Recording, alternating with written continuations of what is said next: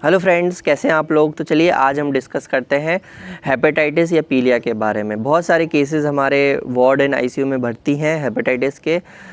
पीलिया जिसे आप साधारण भाषा में बोलते हो, आंखें पीली पड़ना, पेशाब पीली आना, उल्टियाँ होना, भयंकर लिवर में सूजन आ जाना साधारण भाषा में।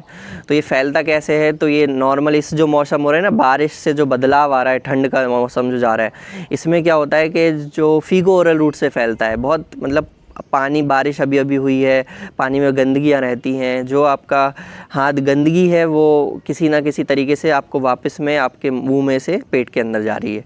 इस तरीके से ये फैलता है। तो इसमें लोग क्या करते हैं, इसको सोचते हैं कि भाई पीलिया है, झड़वा लें, झड़वाने से सही हो जाता है। तो इसके बाद ध्यान रखना है कि इस तरह की पीलिया को झड़वाना नहीं है, जाँचें करवाइए। अगर जाँचें बाउंड्री पे आती हैं, ये डिजीज़ जो बीमारी होती है हेपेटाइटिस ए एंड ई की बात कर रहा हूँ मैं, बी सी के बारे में नहीं बात कर रहा हूँ। ए एंड ई जो रहता है एक्यूट वायरल हेपेटाइटिस बोलते हैं। एक्यूट मतलब कम टाइम में बढ़ता है और कम टाइम में अपने आप सही हो जाता है। ये वायरस होता है। वायरस डिजीज़ आज भी ध्यान रखिए अपने आप ठीक होती हैं। मेजॉरिटी ऑफ डिजीज़ जो रहती हैं इसमें कोई दवाइयों की आवश्यकता नहीं होती, बॉडी अपने आप रिकवर करती है।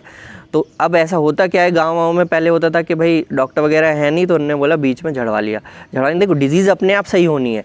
अब आपने बीच में झड़वा लिया तो आपको क्या लगता है, या तुलसी की माला पहन ली कि अरे हाँ यार ये हमें इससे हो गया, ये झड़वा लिया इसलिए डिजीज़ सही हो गई। ये बीमारी वैसे ही सही हो जाती है अगर आप कुछ भी ना करते तो। ठीक है, तो समझ रहे हो। तो ये चीज़ ध्यान में रखना है, तो इसका ध्यान में रखिए।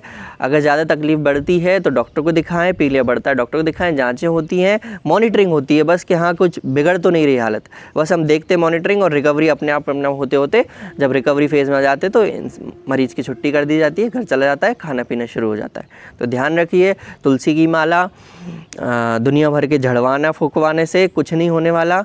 और बल्कि अगर ये सीरियस फल्मिनेंट हेपेटाइटिस हो गया, ज़्यादा ख़राब हो गया, तो झड़वाने से आपने झड़वा लिया, निश्चिंत हो गए, और फिर कई बार क्या हालत बिगड़ जाती है, फिर अस्पताल लाते हैं, अरे डॉक्टर सामने गड़बड़ हो गया, यहाँ मरीज़ जब तक हॉस्पिटल लाए तो हॉस्पिटल से तबीयत ख़राब हो गई, ये फिर हॉस्पिटल पे पूरा जिम्मा आ जाता है। तो ऐसा नहीं करना है ना।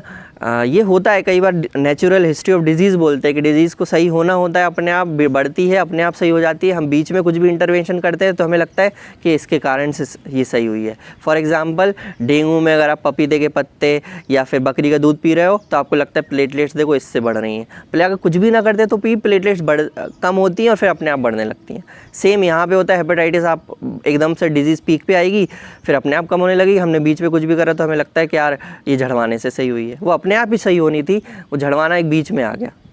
Thank you very much.